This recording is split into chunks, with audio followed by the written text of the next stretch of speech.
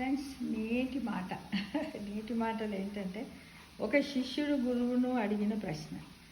నాశనమయ్యే ఈ శరీరంలో నాశనం కాని ఆత్మ ఎలా ఉంటుంది అని ఒక శిష్యుడు గురువుని అడిగాడనమాట.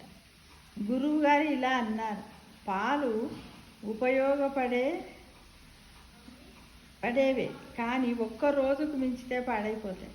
పాలలో మధ్య చుక్క వేస్తే పెరుగు అవుతుంది. పెరుగు మరొక రోజు వరకు ఉపయోగపడుతుంది, కానీ పెరుగు వేరొక రోజుకు పాడైపోతుంది. పెరుగును మదిస్తే వెన్న వస్తుంది. అంటే పెరుగును మనం మదిస్తే ఏంటంటే చిలికితే వెన్న వస్తుంది. వెన్న మరొక రోజు వరకే ఉంటుంది, తర్వాత అది కూడా పాడైపోతుంది. ఆ వెన్నను మరిగిస్తే నెయ్యి అవుతుంది.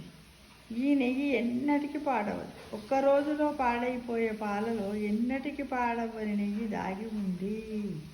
అలాగే అశాశ్వతమైన ఈ శరీరమునందు శాశ్వతమైన ఆత్మ ఉంటుంది. అంటే దీంట్లో మానవ శరీరము అనేది పాలు, మనము సంకీర్తన అనేది మజ్జిగ. మనము దేవుణ్ణి స్మరిస్తూ కీర్తన చేస్తాం కదా, అది మజ్జిగ. సేవ అనేది వెన్న, సాధన అనేది నెయ్యి. చూడండి, మన మానవ శరీరంలోనే ఇన్ని ఉన్నాయి. శరీరాన్ని దేంతో పోల్చారు గురూజీ గారు? పాలతో పోల్చారు.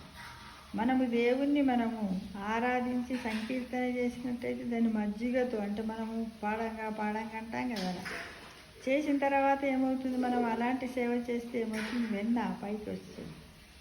ఇక సాధన చేసినట్టయితే ఆ వెన్నను కరిగిస్తే నెయ్యి వస్తుంది కదా. అలానే మనం సాధన చేసుకుంటూ పోయినట్టయితే నెయ్యి వస్తుంది. కాబట్టి మన శరీరంలో నాశనం కాని ఆత్మ ఎలా ఉంటుందంటే నెయ్యిలాగా ఉంటుందని గురూజీ శిష్యునికి ఈ విధంగా వివరించి చెప్పారు.